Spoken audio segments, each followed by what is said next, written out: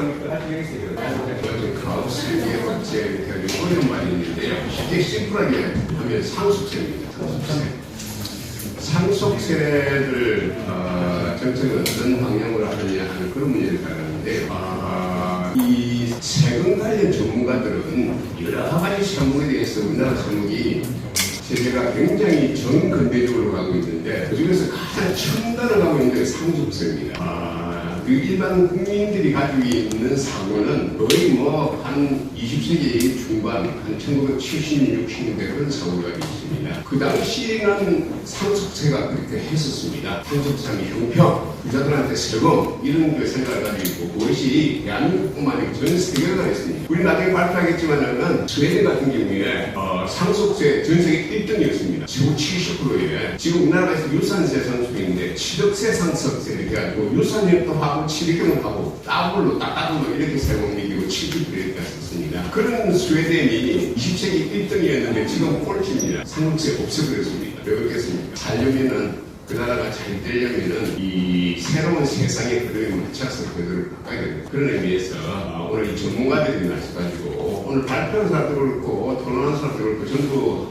전문가들입니다. 우리가 왕왕 정치권에서 이렇게 이야기하게 되면 감성적이고 정치 구호를 얘기를 하고 있는데 오늘 저희들이 다루고 있는 이슈들은 전부 전문가들이 각 분야에서 나름대로 리딩을 하고 있는 그런 전문가들입니다. 그래서 오늘 여기서 제시하고 있는 이 이슈들이 일반 국민들에게 우리나라 국민들이 조금 사고를 바꾸는데 좀 도움이 되었으면 하는 그런 생각에서 이 자리를 마련한 것 같습니다. 자, 우리 발제는 두 분이 준비를 했습니다. 두 분이 강성인 교수님은 사약입니다. 보통 사약이 좀 자파적인 그런 생각을 많이 하고 있는데요. 굉장히 사약을 전공하시면서도 세상에 이렇게 가면 안 된다는 그런 하나의 열쇠를 가지고 지금 우리 사회에 드러나고 있습니다. 그리고 두 번째는 법을 하시는 분, 특히 기업법을 하고 계시는 분입니다. 기업법 잘 아시겠지만은 우리나라 법이 기업을 살리는 법이 아니고 기업이 죽이는 그런 법이라 하는 그런 문제의식을 가지고 굉장히 활발하게 기법을 많이 하는 진영분입니다. 그래서 먼저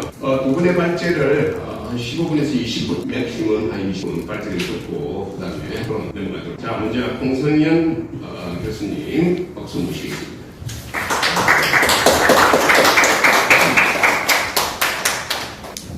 안녕하십니까. 저 방금 소개받은 경희대학교에서 6년 퇴직한 사회학과 홍승현입니다. 사회학과 교수가 왜 상속세 문제를 생각하냐는 질문을 많이 받는데 제가 오늘 발표 끝나고 나면 왜 그런 생각을 했구나라고 하는 짐작합니다. 현 정부는 지금 우리나라가 세계에서 가장 높은 상속세를 보여 이것을 지금 더 올리려고 세법을 통과시키려고 준비하고 그런데 아까 잠깐 한두 분이 말씀하셨는데 의원님들께서 상속세가 어떻게 말씀하셨는데 그 중에서 잘 모르고 계시는 분들이 있구나 생각을 했습니다. 정확하게 모르고 계십니다. 여기 지금 다 가시고 두 분 나오셨는데 그분께서 나도 제대로 아시고 대하셨습니다. 제가 얼마 전에 우연한 기회에 제가 강동 대표님을 만났습니다. 우연한 기회에 만나서 20분 말씀 나눌 기회가 있었는데 제가 이 상속세 문제를 최근에 책을 썼는데 책을 한 권은 제가 쓴 거고 한 권은 여기 계신 분들 같이 공저로 낸 거고 또 한 권은 이제 스웨덴의 상속세 관련된 번역을 한 그 책을 우연히 제가 갖고 있어 드리면서 관심 좀 가져달라고 말씀드렸더니 장 대표님께서 의원총회에 와가지고 30분만 특강 좀 해달라고 하셔서 기꺼이 하겠습니다 했는데 연락이 없어요. 제가 오늘 박교택 의원님이 주최하신 일을 한다고 했더니 아주 표정이 밝으시더라고요. 그래서 제가 박 의원님하고 사이가 좋으시구나. 이제 따로 기회 되시면은 장 대표님한테 말씀하셔가지고 진짜 의원님들이 좀 아셔야 됩니다. 뭘 아셔야 되는지에 대해서 제가 한번 말씀드리겠습니다. 상속세가 우리나라 다른 나라보다 좀 높다는데 좀 높은 정도가 아니고 아주 높습니다. 전 세계에서 이런 상속세를 가진 나라는 대한민국밖에 없다. 그래서 결국에 다 나간다 이 얘기. 근데 그 나갈 정도의 그 높은 상속세가 지금 더 높이려고 하고 있다. 여기에 대해서 오늘 말씀드리겠습니다.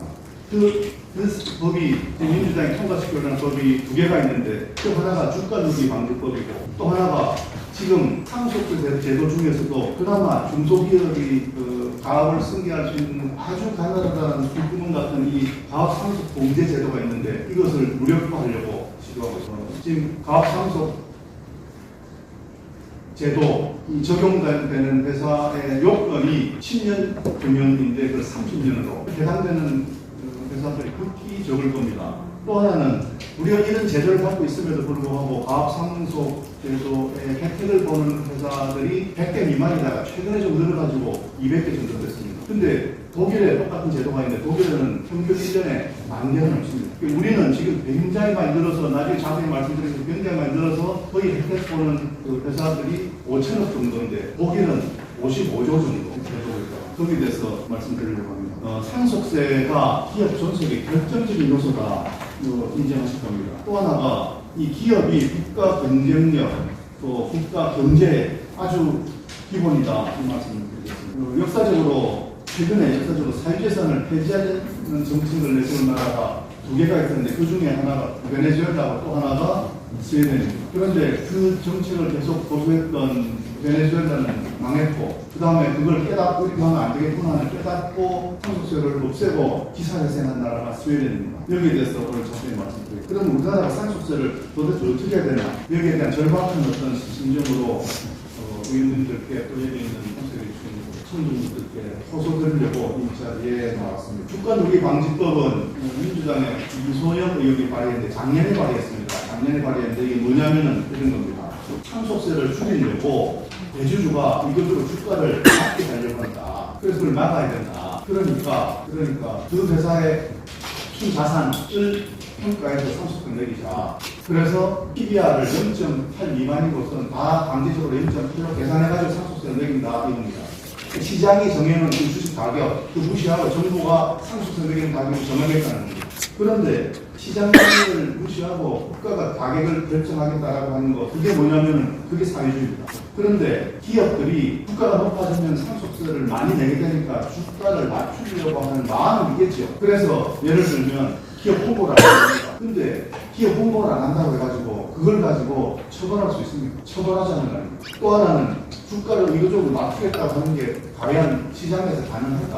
홍보 안 하면 그 죄인가? 그래서 상속세를 많이 걷는 것은 그러니까 성공에 대해서 벌하는 거라는 것입니다. 예를 들면 순자산 총액이 4조인데 시가총액이 1조 정도 됩니다. 제가 이것은 안 썼지만은 예를 들어 태광산업에 대한 예를 든 겁니다.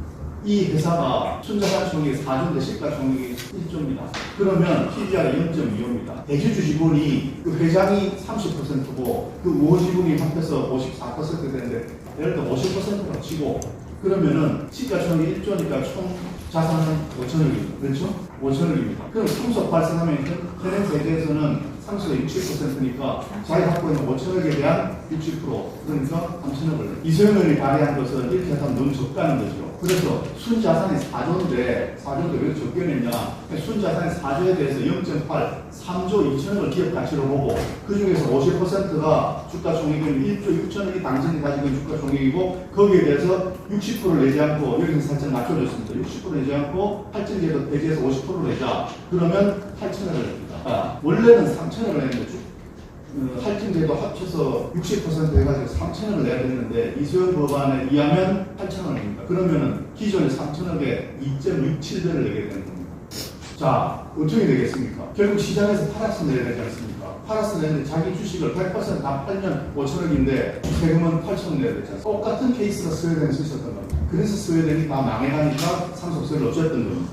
그러다 보니까 이소영 법안이 이 완전 사회주의 법이거든요. 가능하지 않거든요. 그러니까 정부가 다른 대안을 내가지고 얼마 전에 정부가 정부 법안을 냈습니다. 저PBR 기업 공표 제도 기준 해가지고 냈습니다. 여기 보면 뭐 여러 가지가 나와 있습니다. 1년을 두 번으로 나눠서 6년 6개월 13반기 중에서 12반기 동안 PBR이 어떻게 유지되고 뭐 어떻게 유지되고 또 코스피에서는 하위 25% 코스닥에서는 하위 10% 이게 뭐 어떻게 유지돼가지고 그 중에서 두 번만 벗어나면 제외되고 이런 여러 가지들 아주 복잡합니다.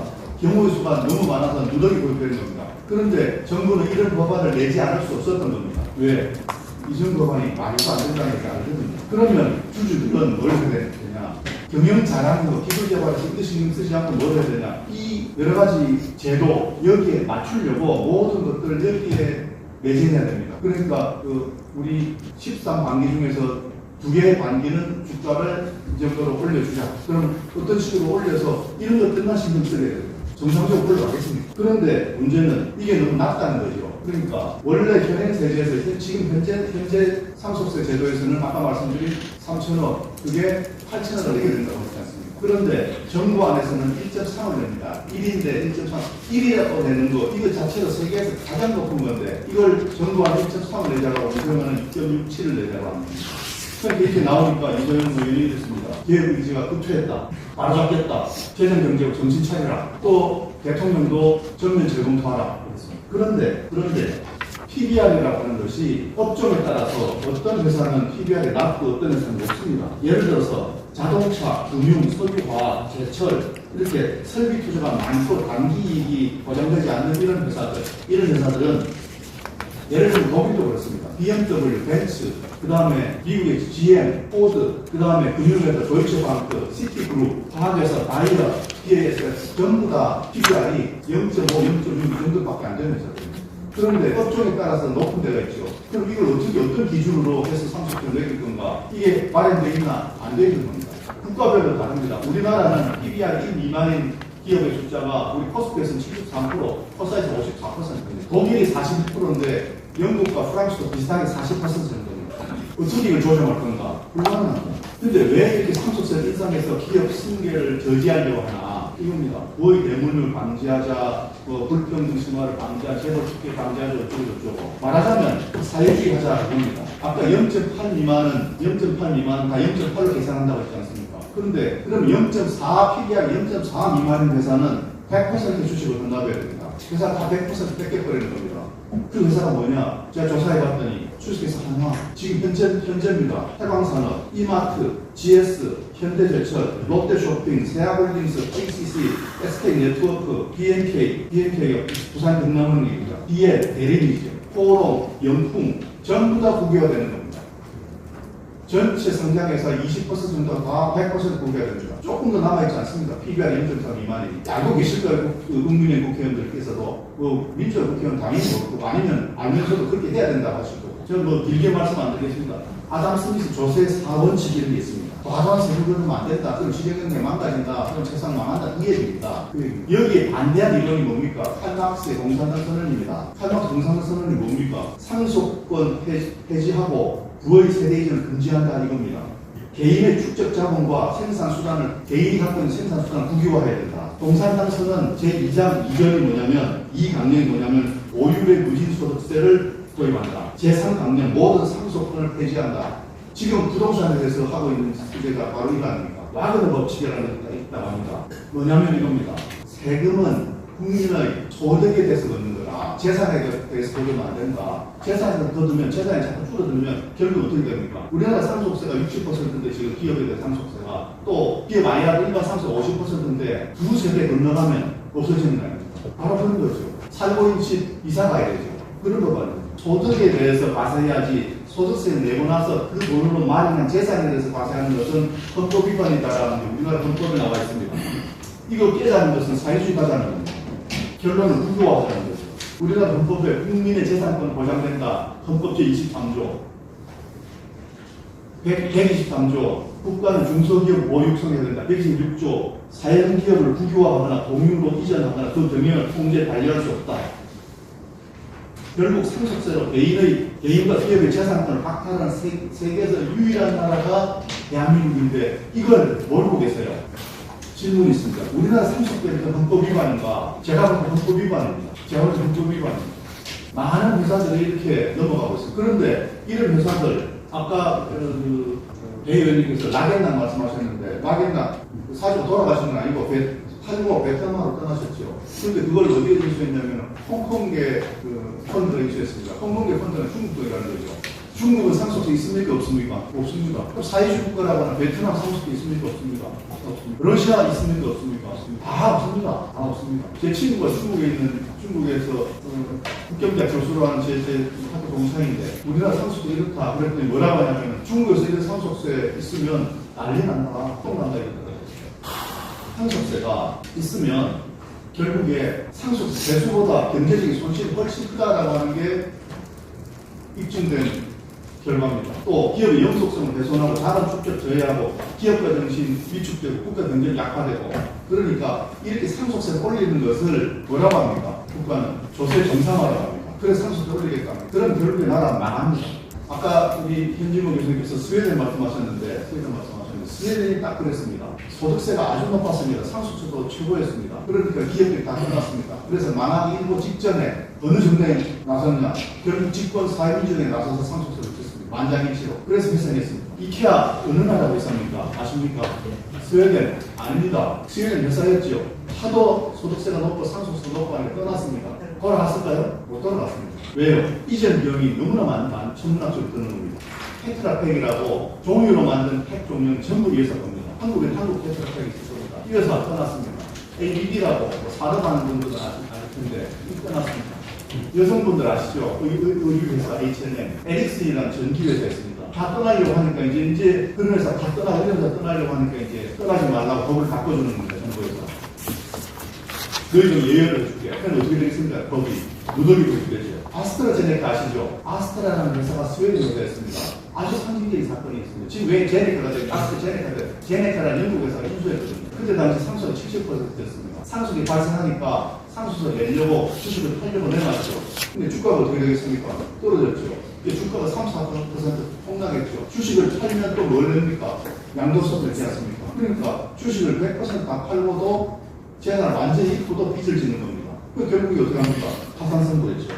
그래서 실현 불가능한 이익에 대한 과세다 해가지고 소송을 했습니다. 미실현 이익에 대한 과세다에 소송을 한 겁니다. 아주 상징적인 사건이죠. 그래서 어떻게 됐습니까? 졌습니다.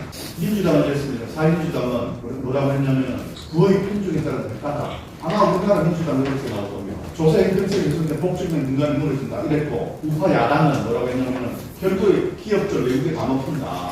결국에 주인 없는 회사가 되어 있다가 영국의 제네카라는 회사가 인수했죠. 이 회사가 나중에 코로나 사태 때 백신 만들어가지고 세계적으로 더 유명했던 그 회사입니다. 그래서 결국에는 상속 유지하면 국가 핵심 자본 떠나고 최고 두뇌 떠나고 아이디어 떠나고 기업가 정신 떠나고 다 떠난다는 겁니다. 그때도 이런 것도 있었습니다.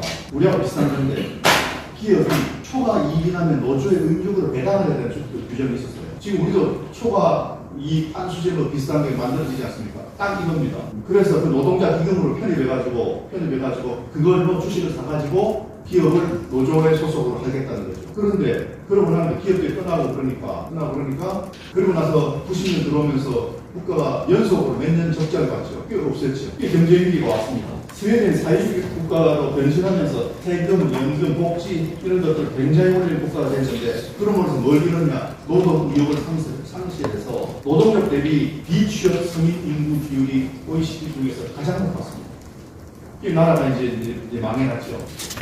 높은 소득세로 자본 고갈, 가족기업 대체, 외국인 혈감 매각, 법인세, 소득세 소득으로 생긴 이 이익이 상속세수 손실이 법인세, 소득세 손실보다 상속세수가 압도적으로 초과합니다. 그래서 국가 핵심 고용 기반이 상실됐습니다. 70년대, 80년대 이 스웨덴의 세율의 변화인데 80년대에 소득세가 80%, 법인세가 52%, 상속세가 70%, 부유세가 있고 있었습니다. 근데 지금 현재를 보면은 소득세 52%, 우리나라 소득세는 얼마입니까? 49.5원입니까? 근데 법인세가 스웨덴은 지금 현재 20.6%, 우리는 얼마입니까? 27.5원입니다.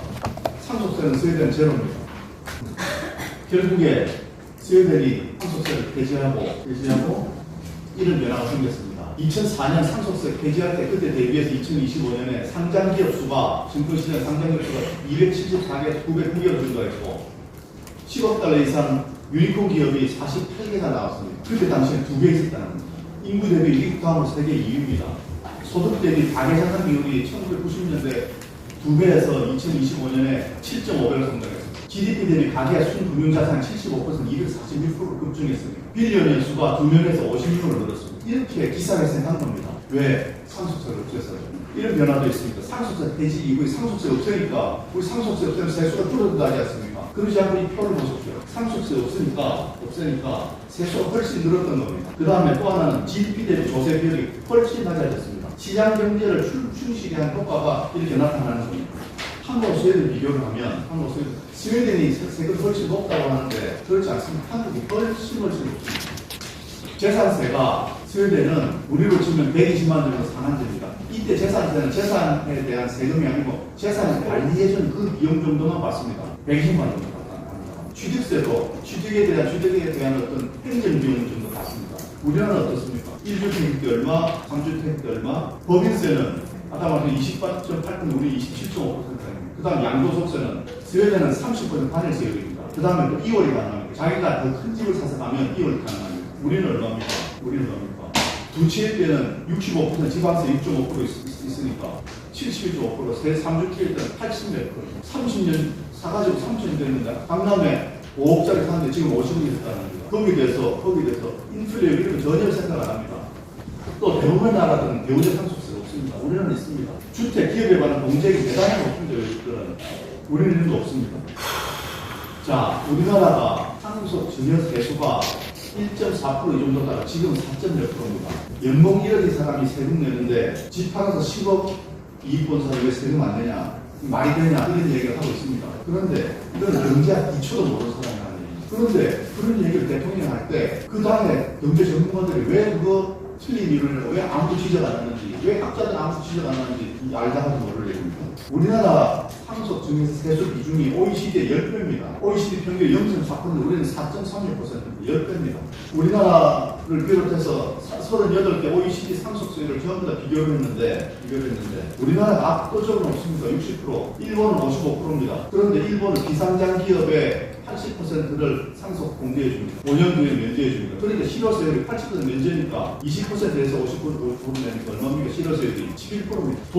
독일은 30%에 85% 공제하니까 15% 돼서 30%는 얼마입니까? 4.5%입니다. 다 그렇습니다. 프랑스 11.25, 영국은 비상장예산 100% 공제, 상장예산 50%. 그래서 실효세율은 스페인 1.7, 아일랜드 3.3, 독일 4.5, 벨기에 3 이렇습니다. 그런데 이것도 어느 정도 경영을 하면 다 면제해 줍니다. 미국이 40%인데 미국은 공익재단에 회사를 기부하면 다 면제입니다. 일본도 대기업들은, 중소기업들은 다 면제고 대기업들은 다 재단을 만들어서 넣어놓으면 면제받습니다. 마사손 파운데이션을 있습니다.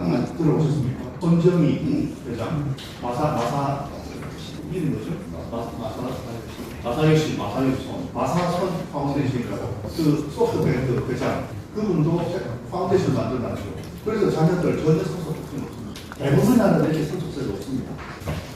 그런데 가압세에 대한 이런 많은 제도를 만들었는데 우리나라는 이제 가압 상속 공제를 10년 이상 병행하면 혜택을 주던 것을 30년을 늘립니다. 사후 관리 기간은 5년에서 10년을 늘립니다.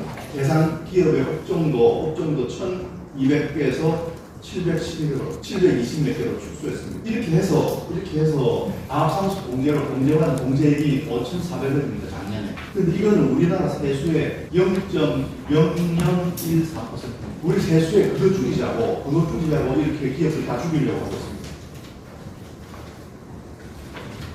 자, 한번 국법이 유출되면 쉽게 돌아오지 못합니다. 인재도 유출됩니다. 조세개발이 약화돼서 세수 감소로 이어집니다. 삼성 하이닉스가 이렇게 성공적인 기업으로 거듭났는데 삼성 하이닉스가 그게 오너 기업입니까? 노조 기업입니까? 주인 없는 국영 기업입니까? 아니면 주인 없는 펀드 갖고 있습니다. 재벌 대체하자고 누가 주장했습니까? 최근에 제가 누가 주장하는 재벌 대체해야 됩니다라고 연설하는 걸 봤습니다. 누가 주장했습니까? 그래놓고 지금은 삼성 하이닉스 손 벌리고 어디에 투자하라. 미안하다 사과했을까? 이재용 전 감옥 갔다 두 번이나 감옥 갔다 거의 2년 감옥 살 것 같습니다. 뭐 때문에 감옥 갔습니까? 부당하게 등용권 승계하는 청탁을 했다라는 거예요. 무죄받았지만. 결국 다 상속세 문제입니다. 자, 정리하겠습니다. 결국 상속세로 기업들이 소멸됩니다. 그러면 그게 국가 경제 붕괴로 이어집니다. 기업 없는 사회는 영속 불가능하죠. 기업 상속은 고용, 기술, 전통, 책임 이런 거 상속입니다. 돈의 상속이 아닙니다. 기업을 다 상속받아서 그 기업에서 돈을 내가 받으려면 배당을 받거나 급여를 받으면 소득세 49.5% 내지 않습니까? 또 의료보험도 내지 않습니까? 그런데 그 소득에 대해서는 의료보험 내지 않습니다. 우리는 소득에 대해서도 내고 재산에 대해서도 냅니다. 스웨덴은 소득에 대해서는 10% 냅니다. 우리는 훨씬 더 많이 내죠. 그래서 가장 나쁜 점이 성공에 대해서 징벌을 한다는 거예요. 벌을 내린다는 거예요. 그런 회사는 망합니다. 무슨 말이냐면은 황금알을 낳는 거리에 데려다가 알을 꺼내먹고 죽여버리자. 이게 우리나라 상속세입니다. 대한민국 상수도 바로 이겁니다. 바꿔야 됩니다. 우리 앞에 베네수엘라 같은 게 스웨덴 같은 두 개가 있습니다. 상속세 유지해서 성공을 벌하면 그 회사, 그 사회는 반드시 망한다는 것을 모르면은 혹은 알고도 배 아파서 상속 더 올리면 그 사회는 망하겠죠. 머리가 나쁘면 후손들이 고달프게 살아야 됩니다. 국민들이나 기업이 이렇게 상속 올리면 받아들이면 또 사회주의 가겠다고 하면 어쩌겠습니까? 그걸 원하십니까? 이 말씀 마치겠습니다. 고맙습니다. 마지막 슬라이드가 맨 메시지 같아요. 그리고 대한민국이 처한 선택이 스웨덴으로 가느냐, 베네수엘라로 가느냐, 그거 선택인데 확실한 것은 베네수엘라로 가면 망하고 스웨덴으로 가면은 번영한다. 그 메시지 같습니다. 자, 그럼 두 번째로 가면 이제 기업법 전문가 모시겠습니다. 최준성 교수님 모시겠습니다. 네, 안녕하십니까. 어떤 분이 최근에 칼럼을 썼는데 국가가 세금을 똥들이고 국민을 사육하는 나라다 이렇게 말씀하시더라고요. 국민을 잘 사육하는 세금을 똥들이고 있습니다. 유튜버들을 보면 독일 제조업의 몰락, 독일을 망한다 그런 얘기가 있는 것 같습니다. 그런데 사실 알고 보면 독일이 굉장히 대단한 나라입니다. 세계 최초로 비행기를 대량 생산하는 나라가 독일입니다. 파워 기반 로켓을 개발한 최초로 개발했고 제트 추진 장치를 또 수직 2000m를 개발했습니다. 1870년에 프로이센하고 프랑스가 전쟁을 벌였습니다. 전쟁 얘기하면 재밌죠. 프로이센은 독일 지방에 나라가 있었는데 그 중에 가장 잘 나가는 그런 나라였습니다. 그런데 프랑스가 싸움을 걸었어요. 프랑스의 나폴레옹 3세가 전쟁을 선포했습니다. 결과는 어떻게 되느냐. 프로이센은 군인이 49,700명 죽었는데 프랑스 군인은 148,870명이 전사를 했습니다. 47만 명이 포로로 때려갔습니다. 프랑스가 완전히 전쟁 선전 포고는 문제였지만 철저하게 이겼습니다. 전쟁이 진 프랑스는 비스마르크 재단과의 타협에서 배상금을 지급하기로 했는데 당시 1년 GDP의 50억 프랑이 있습니다. 이건 어마어마한 돈인데 비스마르크가 생각하기에는 이 정도 오면 5년 안에는 못 갚을 것이다. 5년 동안 우리가 군대를 주둔하면서 철저하게 좀 길을 들이자라고 했습니다. 그런데 프랑스는 뜻밖에도 1년 8개월 만에 2천억을 갚았습니다. 전액을 갚았는데 몸을 건 사람이 누구냐면 뜻밖에도 JP 모건이었어요. 왜 그러냐면 프랑스 부채가 폭락을 했습니다. 프랑스 지금 망한다. 전쟁 배상금 50억 달러 내면 50억 프랑 내면 망할 수밖에 없다. 이렇게 생각했어요. 그래서 약 10%, 액면가의 10%, 15%를 전부 JP 모건이 왕창 사들였습니다. 그런데 어떻게 됐어요? 1년 8개월 만에 전쟁 빚을 완전히 청산해가지고 채권이 부채가 증산화됐습니다. 그래서 JP 모건이 어마어마하게 돈을 버는 결과가 됐습니다. 어쨌든 이 전쟁 배상금을 가지고 당시 독일 황제 빌헬름 2세는 라이프치히라고 도시에 있습니다. 동부에 있는 도시인데 거기에다가 연방혁신청을 설립했습니다. 그리고 거기서 화학, 제약, 자동차, 산업에 투자를 해서 창업 시대를 열었습니다. 이때 태어난 회사들이 지문했습니다. 바이엘, ARSF, 도이체방크, 알리안츠, 보쉬, 브라운, 비엘베, 메세디스 등이 탄생했습니다. 세계 최초 텔레비전을 발명한 나라도 독일입니다. 디지털 컴퓨터, 챗 드라이브를 개발한 것도 독일입니다. 화이자 백신도 개발했습니다. 산업용 3D, 이것도 독일에서 먼저 시작했고요. 로봇도 엄청 기술이 발전해가지고 지금 이제 로봇 미도라고 있습니다. 노동자 1만 명당 로봇을 쓰는 나라는 한국이 최고입니다. 1250개. 이제 한국은 기업 환경이 너무 나쁘니까 지금 로봇을 쓸 수밖에 없어요. 그래서 지금 우리나라 큰일 났습니다. 이제 글로벌에 점점 안 쓰게 될 거예요. 현대자동차 지금 전면 파악에 들어갔는데 이 회사는 제가 보기 앞으로 못 견딜 것 같아요. 더욱더 로봇이 들어오게 될 것입니다. 독일은 3일 449대 근로자 만든다. 독일의 헬렌크레이트라는 회사가 있습니다. 이 회사는 한국의 기계라고 할 수 있는 부착기 TDM을 개발했습니다. 이 기계를 가지고 스위스 알프스 산맥의 지하 2,300m 아래를 관통해가지고 152km의 터널을 세계 최장 철도 터널입니다. 특히 이스탄불의 유라시아 터널, 보스포러스 해역을 100m 깊이로 관통하는 복청, 그러니까 2천 도로 터널을 완공했습니다. 영국 부심이 얼마나 복잡했습니까? 그 철도망을 구축했습니다. 네덜란드 그린하드 터널, 이 한국에서도 GTX, 또 한강을 지금 지나다니는 지하철 5호선, 이 지하철도 이 에레크레이터의 TBM으로 건설됩니다. 독일은 어떻게 이렇게 됩니다. 독일은 300만 개의 작지만 강한 강소기업들이 있습니다. 이런 기업들을 우리가 합쳐서 미텔슈탄드라고 해요. 이 미텔슈탄드는 소유와 경영이 일치하는 가족들을 말합니다. 독일은 이 미텔슈탄드가 틈새 시장을 개발해가지고 100년 이상의 장기적인 관점에서 기술을 근거하고 숙련된 장인 정신을 이루고 있습니다. 최근에는 이제 뉴미텔슈탄드라는 게 나타났어요. 이게 뭐냐면 과거 아날로그 정신이 내놓는 있던 중소기업들이 이제는 디지털 혁신과 첨단 기술을 적극적으로 흡수하는 것을 뉴미텔슈탄드라고 실리콘밸리 있죠.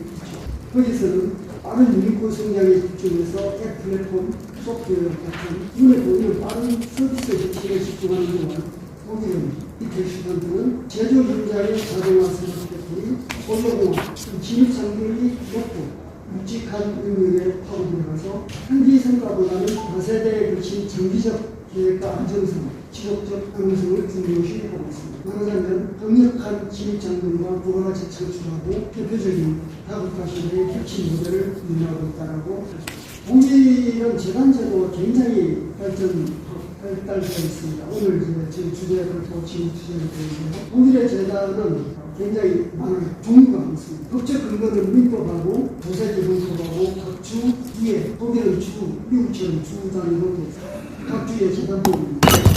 회의재단이라는 거고 사익재단이라는 또 사재단, 공공재단, 교회재단, 공법상의재단, 기본재단 재단이 굉장히 많습니다. 오늘 제가 말씀드릴 것은 가족재단입니다. 가족재단은 사재단이고 사익재단입니다. 이 역사를 보면은 가족 피디코미스라는 게 있어요. 그건 뭐냐면 중세, 근대, 귀족 가문이 장자상속제도입니다. 따라서 그 가문의 재산은 영구히 분할합니다. 그리고 장자에게 도속이 되면서 다른 사람에게 영구히 없었다는 그런 개념입니다. 이것은 1919년 바이마르 공화국 헌법에서 금지가 되었습니다. 그러다가 38년 나치 분열에 의해서 폐지가 되었습니다. 그리고 1990년 독일 민법전이 제정되면서 가족재단으로 흡수되게 됩니다. 가족재단의 정의는 무엇이냐? 딱히 나와 있는 건 없습니다. 그렇지만 하나의 가족이익이 핵심이다라고 할 수 있습니다. 이 목적은 기업을 설계하고 설립자의 가족을 분양하면서 비영리 또는 영리 목적의 독립적 법인격을 가진 재단이 바로 가족재단입니다. 여기서 가족재단을 운영하여 얻는 이익은 금전적 이익뿐만 아니라 가족재단이 운영하는 기업에 대한 이익을 포함해서 이것을 가지고 가족을 분양하고 또 기업을 설계하는 이익의 목적을 가지고 있습니다. 독일 성경세법 제1조 1항 제4호의 가족재단의 정의가 있는데요. 이게 보면 재단은 정량적 기준에 따라서 설립자와 친척, 후손이 정관에 따라 혜택이 발생의 50% 이상을 받을 수 있는 경우라고 되어 있습니다. 세금 납부 의무는 있지만 가문 공동재산을 관리하는 재단의 선택을 해주었습니다. 가족재단은 설립 허가를 받아야 되는데 주를 란트라고 하고 있습니다. 란트 정도의 재단 관리청으로부터 허가를 받아야 합니다. 그래야 법인격을 지정할 수 있고요. 현재 재단 관리청은 재단 목적과 실현 가능성을 확인한 후에 승인을 해주고 있습니다. 등기를 해야 됩니다. 연방사무청에 중앙재단 등기부를 하고 있습니다. 이게 의무적으로 등기해야 되고 AS라는 것은 등기재단이라는 뜻입니다. 등기재단은 표기를 반드시 해야 됩니다. 설립 목적은 반드시 가문의 복리와 위양을 하고 공익적 목적은 흡수도 되고 조금 있어도 됩니다. 가장 중요한 것은 정관입니다. 정관에 재단의 이름과 목적, 자산, 이사회 구성, 그 다음에 수혜자가 어떤 사람인가 이것을 명확하게 규정이 됩니다. 이게 제대로 규정이 되지 않게 되면 그 후에 가족 간의 분쟁이 분발하는 경우가 있게 됩니다. 그리고 이제 기본 자산이 필요하죠. 기본 자산은 재단을 독립적으로 운영하고 목적을 달성할 수 있을 만큼 충분한 자산이 출연되어야 됩니다. 근데 얼마만큼 해야 되느냐 정확하게 구별되어 있는 것은 없습니다. 실무적으로 보통 수백만 유로, 지금 1유로는 1,700원입니다. 그래서 대개 보면 70년 이상의 재단이 100만 유로 이하라고, 그러니까 약 2억 원 이하로 설립이 될 수 있도록, 그러니까 누구든지 쉽게 설립을 하고, 재단의 지배 구조는 주주나 지분권자가 없습니다. 오직 정관에 적힌 설립자의 의지에 의해서만 운영되도록 하고, 회사 결정 기구는 이사회가 되고, 이사회는 우리 주식회사 이사회를 하고, 가족위원회 평의회가 있습니다. 이건 이제 이사회가 자산운항을 감시하고 재단의 장기적인 전략이나 규칙과 분류 등 중요한 사항을 결정하는 기구인데, 주로 가족 구성원들로 공유되어 있고 영향력을 유지하는 핵심 주식회사의 주주총회와 유사한 기능을 한다고 볼 수 있습니다. 그럼 이제 자산 관리와 수익 교육은 어떻게 되냐? 출전받은 부동산, 기업, 지분 이런 것들로 이루어진 기본 자산을 원칙적으로 그 가치가 훼손되지 않도록 안전하게 보존시킬 의무가 있습니다. 이 자산에서 발생하는 배당금, 임대료, 이자 등을 경상 수익, 운용 수익이죠. 운용 수익으로서 이것을 재단의 목적에 따라 정관에 지정된 조회사, 가족들에게 생활비, 교육비, 의료비 등으로 지급을 합니다. 국가 감독은 굉장히 느슨합니다. 왜냐하면 주식회사도 주주들이 감독하듯이 가족들이 감독하면 됩니다. 그래서 재단 활동이 법률상 보호되는 공익에 반하지 않는다면 국가의 감독은 불필요하다고 보고 대부분의 주위에서 가족 재단에 대한 감독이 상당히 원활하겠습니다. 과세는 어떠냐? 재단 최초 설립 시 상속 증여를 받아야 되겠죠. 그래서 거기에 대해서는 과세가 이루어집니다. 그래서 여기 보면 독일 상속 증여세법이 이처럼 상속 증여세법이 있는데, 여기서 또 재밌는 것은 기업 지분을 변동하는 경우에는 재산의 85% 내지 100%까지 세금을 면제합니다. 그러니까 이제 아까 황 교수님께서 가업승계제도 말씀하셨는데, 이 가업승계제도가 지간 수익을 빼고 그대로 적용이 돼가지고 기업 재산을 그대로 운용할 때는 85%나 100%까지 면세를 해주고 있습니다. 그리고 다만 이제 사업물 자산이 2,600만 유로를 초과하면 별도의 감면 축소 또는 필요성을 심사할 수 있도록 하는 규정이 마련되어 있습니다.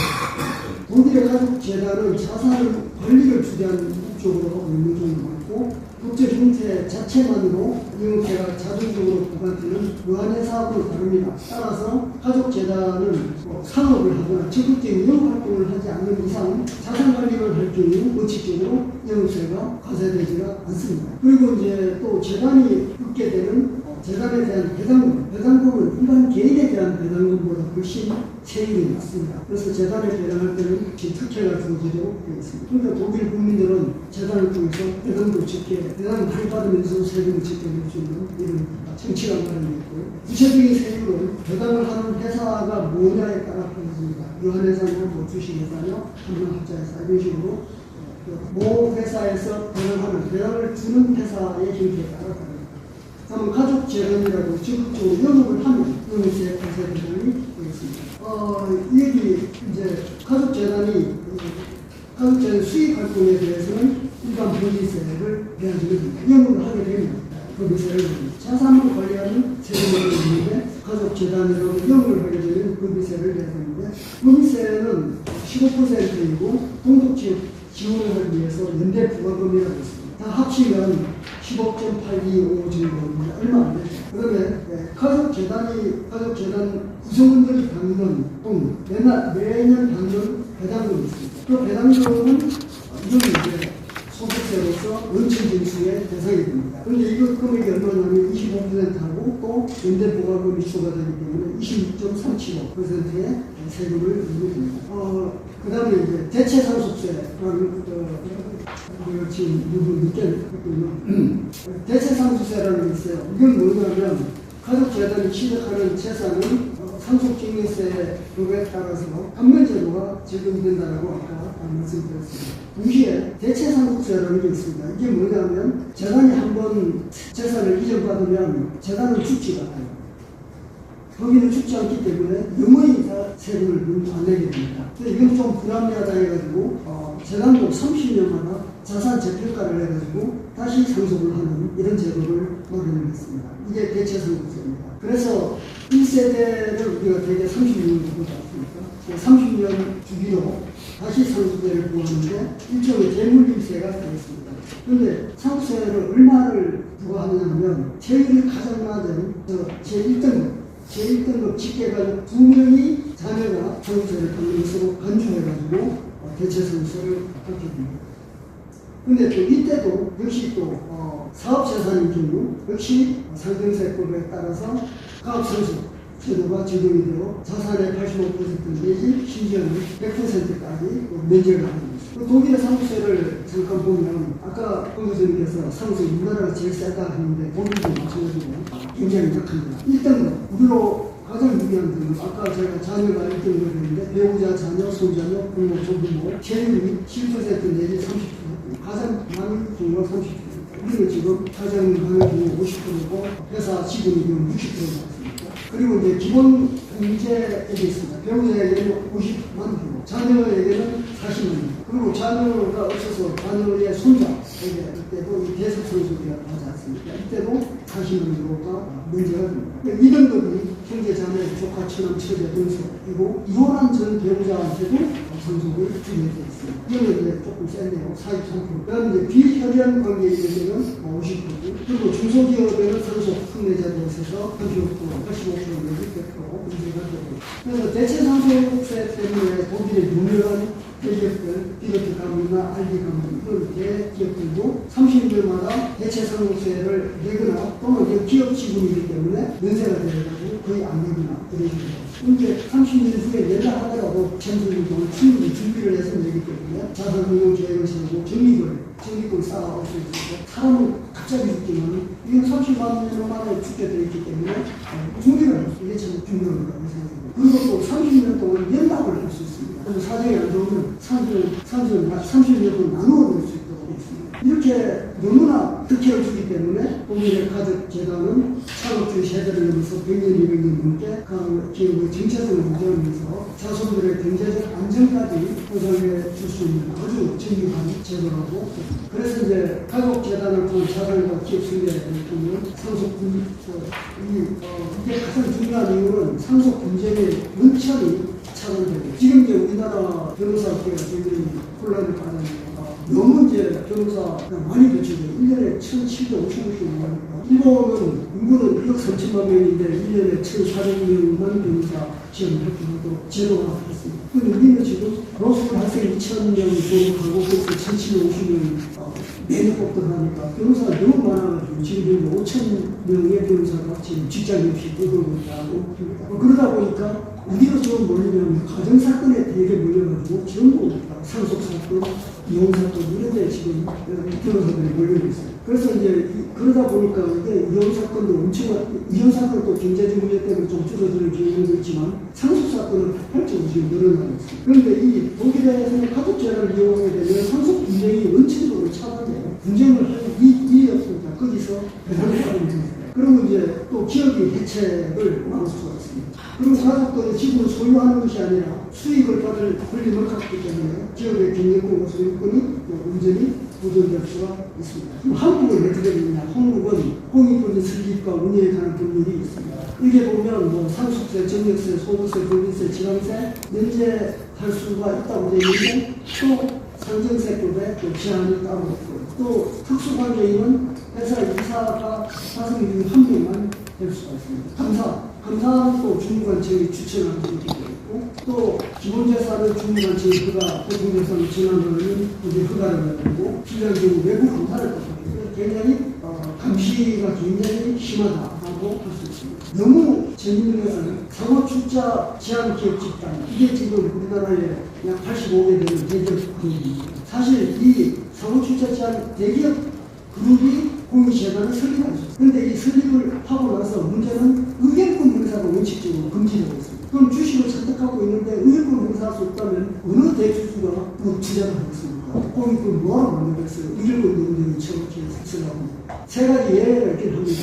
임원선 해임, 정관 변경, 합병 이런 때는 의결권 예외 규정이 있는데 이것도 15% 내에서는 할 수 있어요. 그러니까 공익권을 만들 이유가 없습니다. 아니 뭐 의결권대로 행사할 수 있게 해줘야지. 아까 황 교수님이 미국에 뭐 이런 한 재단에 의뢰권을 줘가지고 재단이 소유하기 때문에 뭐 개인적으로 굳이 그걸 소유할 필요는 없다라고 정확하게 말씀을 주시는데 바로 이게 우리 한국하고 다른 점입니다. 한국은 이렇게 아무리 주식을 재단에다 기부를 해도 그 기부할 때 어마어마한 또 정부에서 세금세를 내야 되는데 예를 들어서 수원 교차로 그 오늘은 그건 상속세 정교세 내느라고 그것도 10년간 또 소송하느라고 지휘자판이라고 최고로 승소했습니다만 1년 뒤에 돌아가셨지 않습니까? 그리고 또 이제 주식을 취득하는 것도 10% 내지 20% 내에서만 취득할 수 있게 되어 있고요. 또 보유도 30% 이내에서만 보유할 수 있고 어떤 경우는 100% 50%까지 보유도 이걸 30% 넘거나 50% 넘으면 또 1년에 5%의 멀쩡한 가산세를 또 부과합니다. 그러니까 우리 한국은 도대체 공익법인, 사익법인 이거를 어떻게 운영을 이렇게 하는지 이해가 안 갈 정도로 독일 비하면 정말 이해가 안 될 정도로 이런 식으로 따져봤습니다. 그러니까 우리 한국은 좀 재단을 많이 설립을 허용하고 재단에 대한 정책을 확 바꿔야지 되지 않겠나 그런 생각을 해봅니다.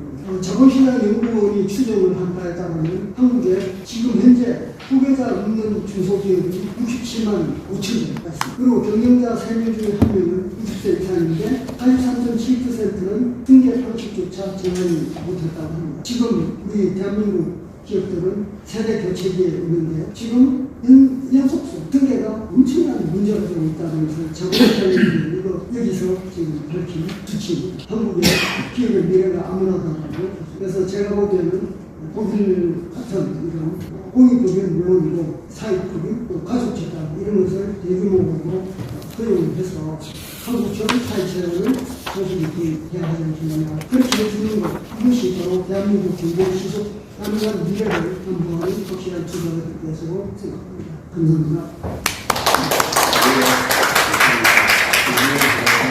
잘 들었습니다.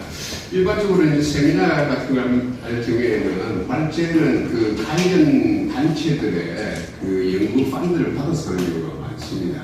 근데 오늘 전문 발표하는 거는 단체의 펀드가 전혀 없습니다. 그야말로 대한민국 아까 우리 한 교수님 말씀하셨듯이 대한민국이 지금 베네수엘라로 가느냐 아니면 스웨덴으로 가느냐 그 길을 좀 있기 때문에 그야말로 순수하게 학계의 학자의 양식을 가지고 발표를 하시는 겁니다. 그러면서도 굉장히 조금 이제 불안한 게 여러 가지 제목이 있지만은 그 선동이 가장 취약한 제목이 삼국지입니다. 여기에 이제 비극이 있는데요. 지금 이제 현재 정부와는 베네수엘라로 가고 있는 그런 것인데 베네수엘라 안이 선동하기가 참 쉽습니다. 스웨덴 안으로 가자는 이런 굉장히 좀 합리적인 이성이 필요하고 생각이 필요합니다. 그렇기 때문에 이 답답한 마음으로 의경, 정책 의경을 보시면 되겠습니다. 우리 한 교수님. 자, 두 분이 이제 발제를 하셨는데요.